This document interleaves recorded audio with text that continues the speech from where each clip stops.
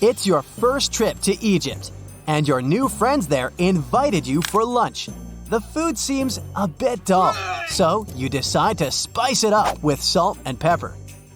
You don't see it on the table, so you ask the host for it, and you notice everyone's shocked. It turns out, it's a huge insult to the cook when someone wants to change the original taste of the food on their plate. The cook made it that way for a reason, and wanting to spice it up means showing that the dish wasn't good enough. You're used to doing it as a kind gesture around the world, but don't tip waiters, taxi drivers, or hotel workers in Japan. They can get offended because they already get paid for providing you with good service, and there's no need for extra money to make it any better. If you really want to show appreciation, just say thank you. It's okay to tip private guides, tour companies, and interpreters. You can put any amount that feels right to you in an envelope and hand it down to them. If you want to impress your new Japanese friends or colleagues, take some time to study chopstick etiquette. When you master the art of holding chopsticks, remember not to rub them together. People do it to remove splinters, so it might look like you're unhappy with the quality of the pair that your host provided you with. Don't put your chopsticks vertically in your bowl of rice. This way, it can be seen as an offering to the deceased. Don't wave chopsticks in the air or use them to point at things. Both are considered really rude. The same is with moving things with your chopsticks or the hand holding them. It looks disrespectful, plus you're likely to spill things. When in Italy, don't order a cappuccino after noon.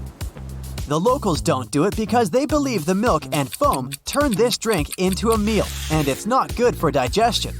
Also, be prepared to enjoy your coffee standing at the bar and pay for it before you even order it. First, you pay the cash register, then show the receipt to the server to get your drink. Are you a big fan of chewing gum? Well, you'll have an uneasy time in Singapore. Using, selling, and importing chewing gum is banned there, and you'd have to pay up to several thousands of dollars for doing it. This law was introduced in the 1990s to make the city cleaner and keep the local fast trains up to schedule. When they launched a new transit system, passengers stuck gum onto train door sensors, causing some serious delays.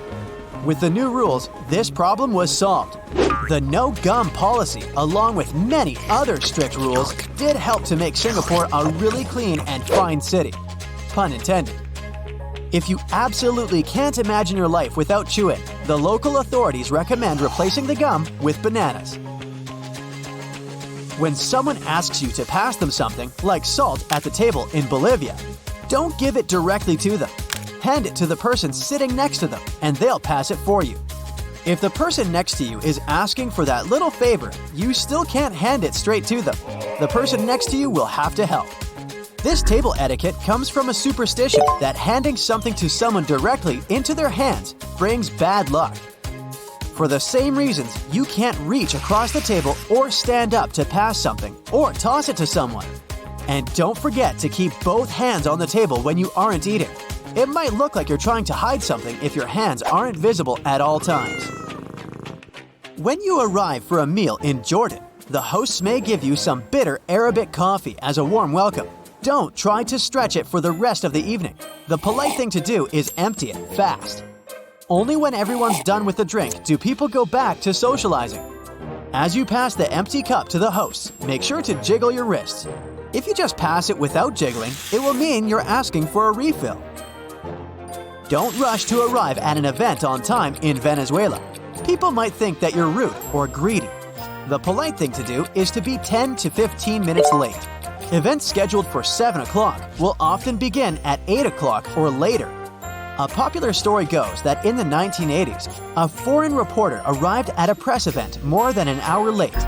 When he saw the room was mostly empty, he went to apologize to the host for missing the event. The host then told him he was the first reporter to arrive. It's quite interesting because the clocks in this country have officially been 0.9 seconds ahead of the rest of the world for years. Are you planning to travel by bus in Ireland anytime soon? Don't forget to thank the driver for the ride on your way out of the bus. You'll hear an overwhelming majority of locals do it loudly, as it's basically not optional. Choose the gift wisely if you've been invited to a home in Vietnam. It's okay to bring fruit, sweets, or incense. Handkerchiefs are believed to be a symbol of a sad farewell, and cutting tools are a sign of cutting relationships. So don't bring those. Wrap your gift in colorful paper and don't opt for black. The locals believe this color to be a bad omen. When you present the gift, hold it with both hands. And don't be surprised if the hosts don't open it right away.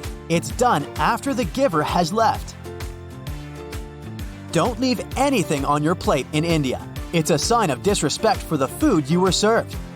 Food is considered sacred in the country, so it would upset your hosts a lot.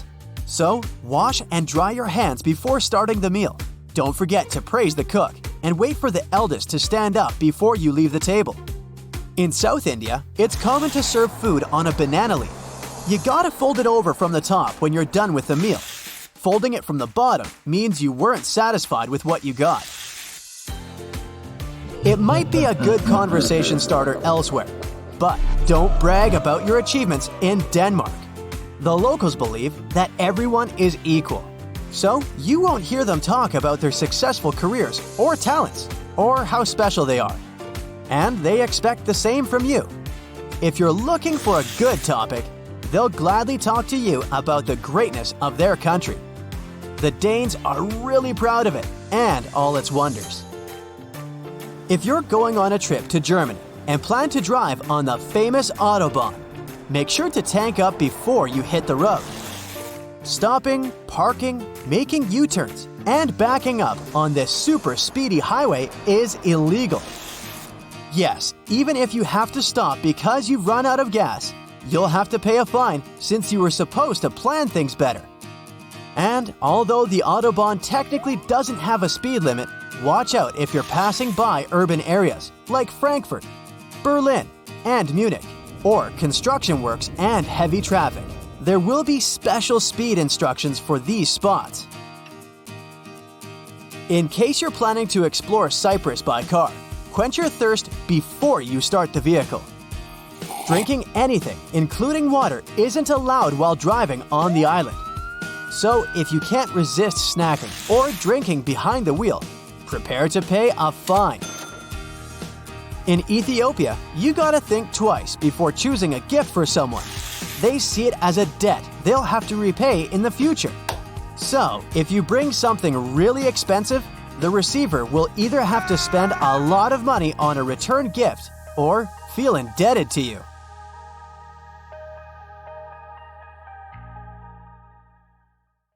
That's it for today. So hey, if you pacified your curiosity, then give the video a like and share it with your friends. Or if you want more, just click on these videos and stay on the bright side.